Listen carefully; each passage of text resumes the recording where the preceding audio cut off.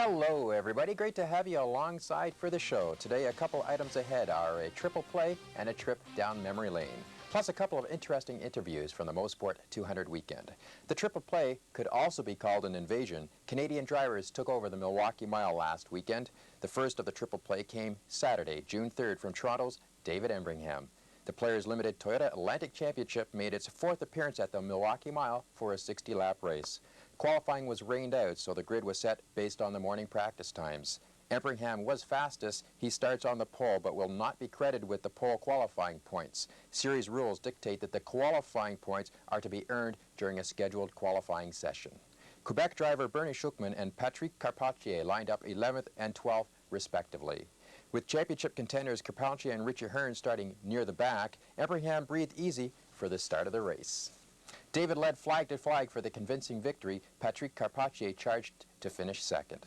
Patrick was gaining on EMPRINGHAM, but in a post-race interview, David said he backed off early in the race to preserve his tires. He wanted to have plenty of left in the car for an event of a late race caution.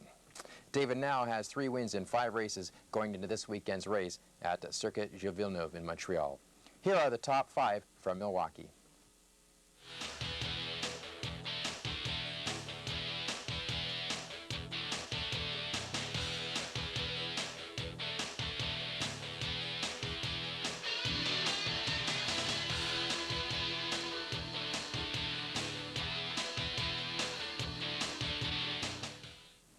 Let's talk Indy Lights now, and Greg Moore is unstoppable.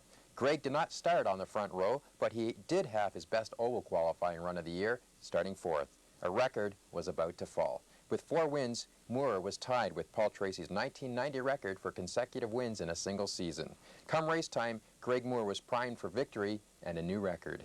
A yellow early in the race saw Moore into 3rd place. On lap 24, he passed pole sitter Robbie Buell to take the lead. The rest of the race belonged to the 20-year-old Maple Ridge, BC youngster, Greg Moore. Greg held a consistent 5 to 6 second lead for the checkered flag, claiming victory and a new record of 5 consecutive wins in a single season. Moore now has 106 points towards the championship. Robbie Buell is second with 71, and rookie Alfonso Giafoni is third at 48. Moving on to the Milwaukee headline, the INDYCARs. Some call it Michael-walkie, due to Michael Andretti's previous success at the 1 Mile Oval. Success that includes wins in 91 and 92, the last time he ran there with Newman Haas.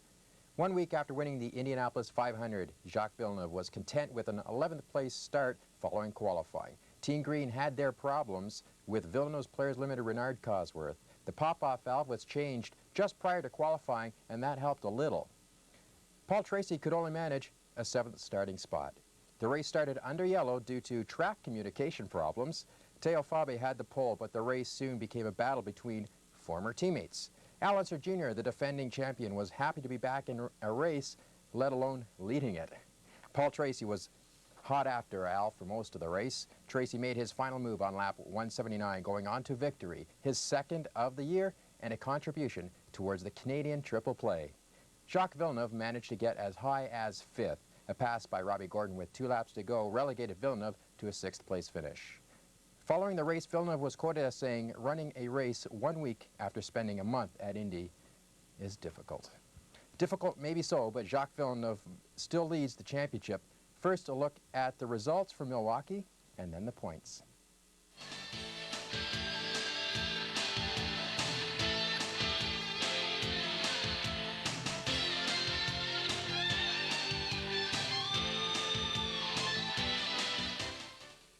Villeneuve leads the points. Tracy won the race. Since 1990, the winner at Milwaukee has gone on to claim the PPG Cup at the Season Awards banquet.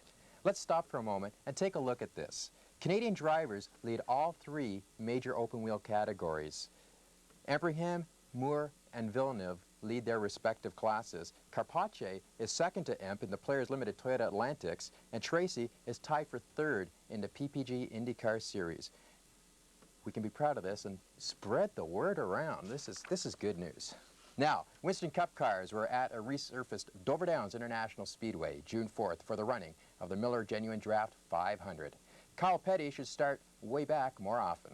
Kyle survived the carnage to claim his first victory since June of 1993. That equates to a 59-race winless streak. His win was the first for Pontiac Grand Prix since November of '93. Here are the results and the current points.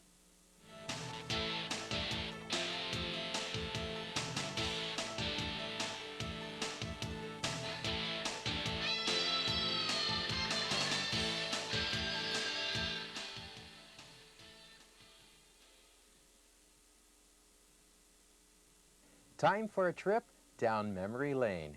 On June 3rd, 4th, MOSPORT Park and VARAC hosted their 5th annual Vintage Festival. The Valvoline Pioneer Touring Car Series was also part of the weekend. Bill Sadler, a major name in Canadian road racing in the 60s, was a guest of honor. Operating out of St. Catharines, Bill Sadler built the Sadler Mark V, the first sports racing car to have a V8 mounted in the rear of the car. It is considered to be the first Can-Am car in concept. This was Bill's first trip back to MOSPORT in some 30 years. He lives in Arizona now building ultralight aircrafts. As for the 1961 Sadler Mark V, Jack Bockstrom is the owner of the 5.4-liter Chevy-powered sports racer, and Jack was racing the car this past weekend. There was so much nostalgia to talk about, including a driver competing 35 years ago to the day, winning the first feature ever held at MOSPORT. The driver, Walt Mackay. The event, the Oakville Trafalgar Light Kart Clubman's Day Races on June 3rd, 1961. Walt drove a Lotus 18 Ford Formula Junior to victory back then.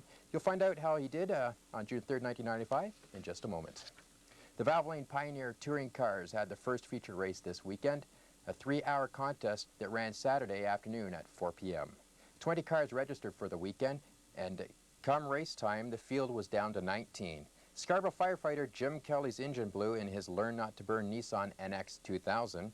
Friday morning's practice was run in wet conditions. Derek Monick had a crash at corner 4, barrel rolling his Nissan NX 2000 twice. The car coming to a stop in the woods when it was all over. Derek was okay. They worked all night and had the car back on the grid the next day. Rain prevailed again, this time for the race on Saturday. Outside pole sitter Ian Goggin was the first to fall victim to a wet track, crashing in corner 1 on the first lap. Just past the 1-hour mark, Robin Buck crashed his Camaro in turn 8, and Robin's crash was a problem for Ludwig Heimrath. Robin was supposed to do double duty, climbing into Heimrath's Porsche 968 after handing the Camaro over to Leroy McAuliffe. Ludwig had to drive the 3 hours solo. Race Medical would not clear Buck to drive the balance of the race. Just a precaution, Robin was okay. He climbed out of the Camaro. The track began to dry in the late stages of the race. When the checkered flag was displayed, it was the KFC Tim Hortons Porsche 968 of Rick By and Harry Hatch first to see it. Heimrath finished second in the Q107 Porsche 968. Lee Bentham and Doug Beattie teamed up in the NTN Bearings Camaro to take third. I'll have more about Lee later on. Nigel Gleason and Gord Cullen were the first in the Class 2, driving a Corrado, and David Rost and Ron Green were first in Class 3 with their Honda CRX. Of notable mention, Derek Monick and Rob Vining managed to salvage 11th overall, third in class. Here's a rundown of the top 3 in each class.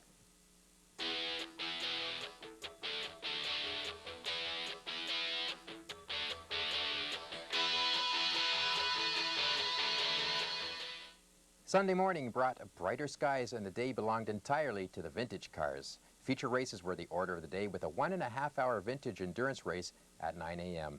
Drivers looking for a place to race may want to check this out. 29 cars started, 20 were still running at the finish. There were several ongoing battles throughout the field, with one of the highlights being a race for second. The race leader was Walt Mackay, driving an Elva Mark 8. Yes, that was the same Walt I mentioned earlier as the very first feature winner at MOSPORT back in '61. Walt had the race in hand, taking another first place at MOSPORT, 35 years after his first feature win. The race for second was taken by Dave Handy, driving a 1962 Lotus 23. Brian McKirkin placed third in a 1958 Lotus 11.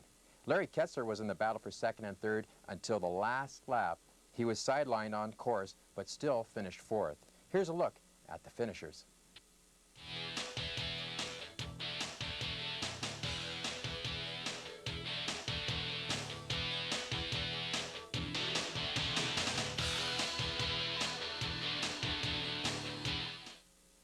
During the lunch break, all were treated to the celebration of Canadian motorsport. Canadian-built cars were displayed on the front straight, along with the drivers and the builders. The drivers took to the track with Canadian flags for a couple of parade laps. Bill Sadler got a chance to drive the car he built 35 years ago, the Sadler Mark V. The celebration truly was a sight to see. Following lunch, the balance of the feature races were run. Each had good competition with stories to tell. So many that we just can't have enough time here to show them all, or talk about them all. So here are the results from all those races.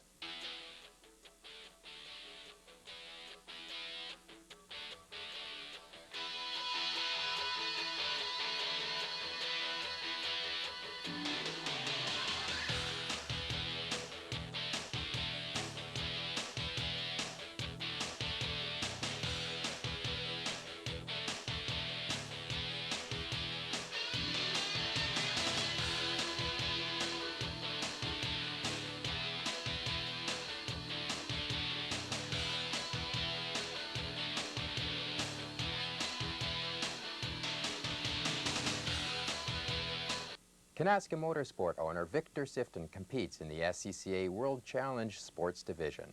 I sat down with Vic at the MOSPORT 200 weekend. We talked about himself and Kanaska.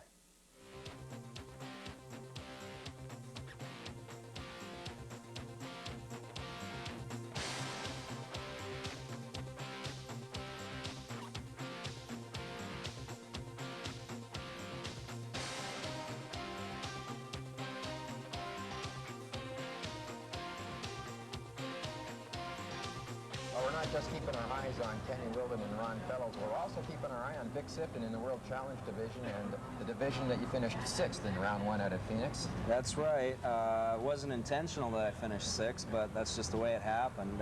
Started on the front row. Things looked good for a little while anyway, and ran 3rd and 4th most of the race, then ran into a power steering failure about 10 laps from the end, and it was pretty much all I could do was just to keep the car on the track when we got up onto the banking.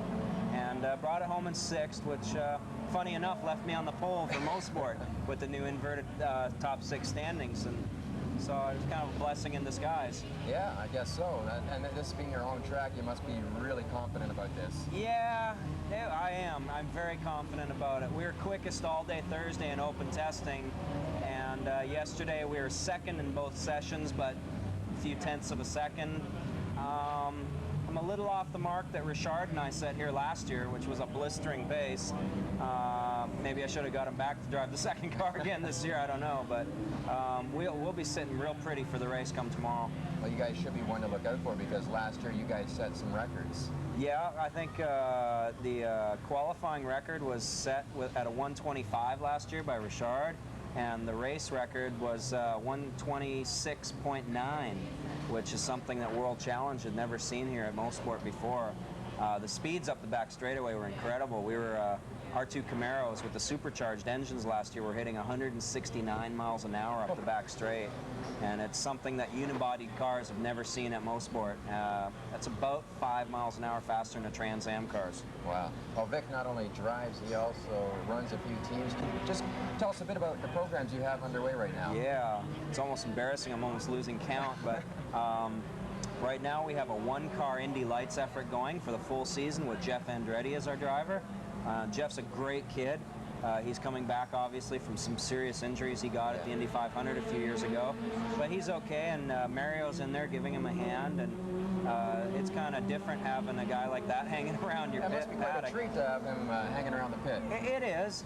I guess, though, Mario, now that he's not driving, is quite like a little league parent in a lot of ways. You know, he's really helping Jeff out, and he's really pumped up when Jeff's on the track, so it's nice. And everybody gets along well together, so there's no attitudes or anything like that, so it's pretty cool. Our next race for that is Milwaukee. So far, the season's gone a little bit slowly for us. We've had a couple mechanical failures, not anybody's fault, just things happen. And that's about it for Indy Lights, really. We're hoping to run Trevor Siebert for a few races this year as well in Indy Lights, but that program hasn't been put together yet. Well, you got a lot on the go, including some stock cars and some roundy round and road course. Well, perhaps. they call it roundy round, but I'll let those guys, the roundy round drivers, can stay in their little arena and swim with those sharks. I really don't want to get mixed up with them because they are really good at what they do because they've been doing it for so long. We're going to stick to road racing. Rick By, that runs Commercial Motorsports and the Valvoline Touring Car Series, he asked me a few months ago if I was interested in getting involved with some Busch Grand National racing, and so as long as we can do just the road courses, I'll be fine. So we went out and got a couple of used Thunderbirds, and we're going to run them at Watkins Glen for 2 races in Lime Rock and have a blast with that. But on the more serious side of stock car racing, we went out and got ourselves a 1995 Winston Cup Monte Carlo. And we are currently putting a project together very slowly because we want to do it right. Because I mean that's an arena you don't want to mess around in. And it looks like we will have a driver driving our car at the Bud at the Glen weekend at Watkins Glen this year. Well, excellent. It'll be probably a Kanaska Racing Southwind entry. Southwind is my other partner in it, and that's a company owned by Charlie Cook from Birmingham, Alabama. Well, you know, this weekend's the World Challenge, and maybe we can get a chance to meet up with you later on and talk more about what you're all involved with and a bit more about Kanaska. But for this weekend, I wish you all the best in the World Challenge race. Thank you very much. Appreciate it. And now, here are some highlights of Vic's race at MOSPORT. Here is the combined sports and touring car race. Vic Sifton had the pole in his number 97 Chevy Camaro. Jim Meineker's number 93 Corvette bobbles at the drop of the green flag, but that's of no consequence to Vic. He's the leader. The touring cars are started further back. Here they are getting the green flag. Bill Cooper, last year's winner, jumps into the early lead through corner 1.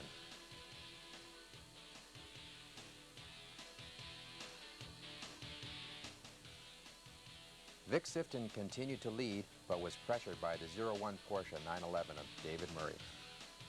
Bottom of corner 2. Not a good place for something to go wrong. A full course caution was required to remove the 3-wheeled Camaro of Kirk Spencer.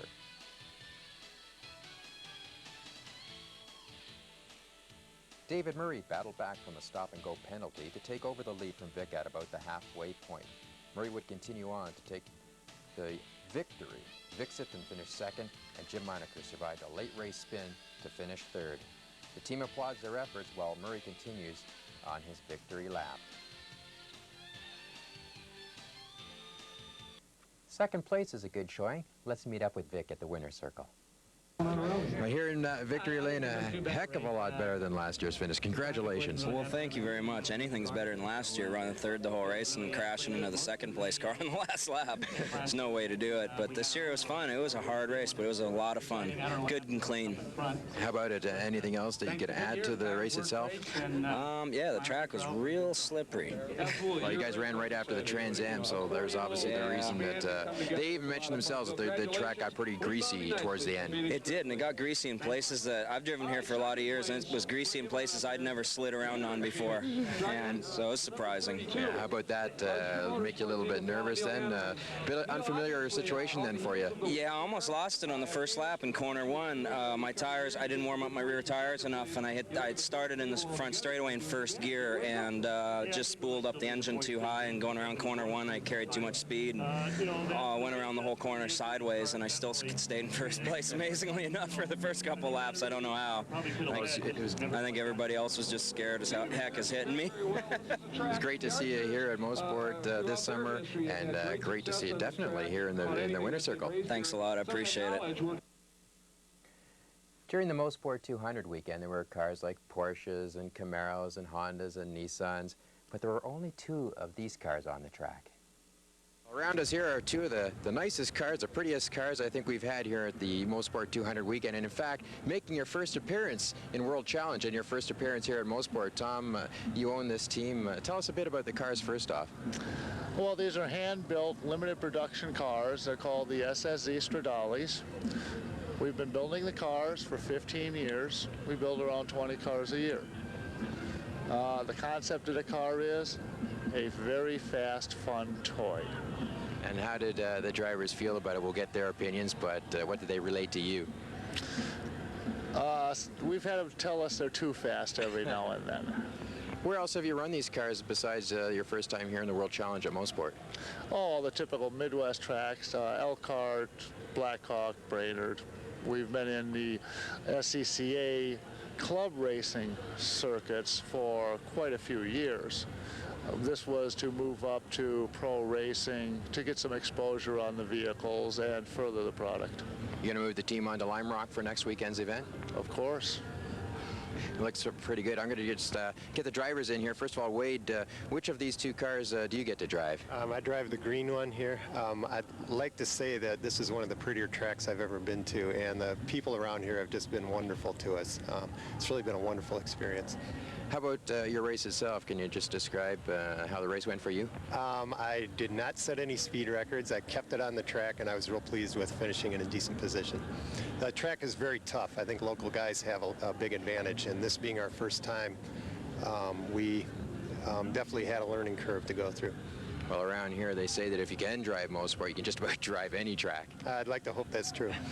What about your experiences as a driver? What have you been running in the past years that you've been competing, and how many years actually have you been competing? I'm relatively new to car racing, actually. Last year was my first year. Before that, as a younger guy, I raced motorcycles, both flat track and motocross. So car racing was your first experience in last year, and what type of car was it? I was in the same car. Okay. So you really don't have any other experience about this? That's a good run then, to come out to a brand new track as a rookie driver in a car that you've only raced a year and just, you know, keep it off the walls and come home with a checkered flag in sights. Yeah, I'm pleased. Well done. Thank you. And, Mark, how about yourself? As far as your experiences go here, how would you say your race went? Well, like Wade, I've never been to MOSPORT for here. It's a real tough track to learn. There's a couple of lines out here. Once you get them down, and you know you can get a lot quicker here. My main concern was to finish the race. This is my first pro race, and Tom Zatt and SSE Motorcars built a heck of a car. We got a couple of good sponsors, Schuker lumbar supports and seats, and some tire help from Dunlop and stuff. And with their help and this it's a driver-friendly car, and you get a lot of input from it. It's incredible that a guy like me can take a track out, or a car like this out on this track, and drive as well as I can. Although I didn't go as fast as I would have liked to, and it's me, it's not the car. But we had a good run. We stayed out of the wall, and we finished in the money, so we're pretty happy with it. And as far as your experiences go, what other racing have you been involved with? Well, kind of like Wade, I started out as a kid racing motorcycles, and then I did some AMA flat track. I graduated to SCCA G production racing and GT car racing, and I spent the last 5 or 6 winters racing Alfa Romeos on the ice too in Minnesota and Canada. So I play around with a bunch of different stuff. How about the car? Can you just describe a little bit more about the car itself? Well, it's a limited production, street legal car. It doesn't look like it has much of a street legal rear end in it, though, by the hubs I'm looking at these wheels. It runs the Speedway quick change rear end, Okay. but it is a street legal car. Wade drove his car on the street for about 1.5 years. Okay. And he commuted back and forth to work with it. And I don't think there's anybody that gave him a run for his money, because on the street it is one of the quickest things out there. So as far as the World Challenge Series goes in Lime Rock next week, have you run Lime Rock before? No, I've never seen Lime Rock either. Lime Rock is more of my kind of track. It's a little shorter, and the turns are more straightforward, and I think I'll be able to run a little closer to the front at Lime Rock. Just going to pull Wade back in here for a second. To both you guys, are the tracks on the World Challenge circuit this year completely new to you, the whole series, or is there at least some chance to be familiar on some home territory? We're coming to our home track in July at Elkhart Lake and Road America, and that's where we've run the most, so that'll be a lot of fun. Yeah. Have our friends out there, and it's kind of near where we all live. Yeah. You guys know that the bikes are here tomorrow. Talking about all this motorcycle racing, maybe you want to see if those guys will rent you a ride? Hey, running a car here is scary enough. These guys that run motorbikes here, they got something that I don't have, man. I've road raced motorcycles on a limited basis, and not here, man. No way. I hold a track record at Road America and Elkhart Lake. Like I say, it's hometown crowd for us, and by the time we get there, we hope to be up to speed and really run up front. Well, Mark, Wade, and Tom, just to let you guys know that everybody we met this weekend so far with the SCCA have been a great group of people, a lot of fun with you guys. I hope that you guys are going to make it back next year as well for the World Challenge event here in '96. Yeah, I think we're in for the duration. Excellent, and thanks very much for the time we've had with you guys. Great, thanks a lot. We're having a lot of fun, and thanks for stopping by. Thank you. Tom, I hope you build a few more cars, because these are the prettiest things around here, I think. Well, when we announce the contingency awards in the next couple of weeks, I think we'll have a few more out there. Well, excellent. Keep them on the track, and all the best for the World Challenge your first year. Thank you, sir. This weekend will be another busy one. MOSPORT International Speedway will have racing Saturday, June 10th at 6:30. INDYCARs, Indy Lights, and Trans Ams will be at Belle Isle Park for the ITT Automotive Detroit Grand Prix. Paul Tracy is the defending champion. The Brazilian bunch are ready for Detroit. Mo won in '89 and '91. In total, Brazilians have won 6 of the last 13 races at the Detroit Grand Prix. Besides Mo's IndyCar victories there are 4 Formula One victories. Nelson Piquet in '84 and the late Ayrton Senna in '86, '87, and '88. Speaking of Formula One, the Montreal Grand Prix is on this weekend at Circuit Gilles Villeneuve. Players Limited Toyota Atlantic drivers are getting set for round 6 of their series at Montreal. Second-place man Patrick Carpentier is scheduled to meet with representatives from Elf Petroleum and the Pacific Formula team. Not bad, maybe Formula One there. The entry list of Canadians has grown for round 6. In addition to EMPRINGHAM, Carpentier, and Schupman, the following Canadian drivers are registered for the race: Michael Clifford of North Vancouver, BC, Paulo Delchin from Downsview, Ontario, and Richmond Hill driver Lee Bentham, Toronto's Tony Nabico, and Martin Roy of Montreal. Both Delchin and Bentham have tested within the past few weeks. Lee Bentham's tests have gone very well. The driver of the NTN Bearing Camaro in showroom stock endurance racing has not run open wheels since he graduated from karts with numerous titles to his credit. NTN will sponsor his Atlantic efforts. Lee will join us in a couple of weeks to talk about his plans for this year. The Magna Enduro Series moves to the Canadian Grand Prix for round number 2. Nick Morant and Peter Lockhart took Grand Sport honors in round 1. They will try to make it 2 for 2 against the likes of Scott Maxwell, Wilden and Wilkins, and Oshawa's own David Thorndike and his teammate Lou McKenzie. Let's have the checkered flag right here, and we'll end it for the fastest half hour on Rogers. Thanks to ColorTech for the still photography, and congratulations on being the official photographers for the Grand Prix of Barrie kart races June 17th and 18th. Be sure to tune in next week for more of Pit Stop action. Thanks for watching. Have a great weekend and a safe one.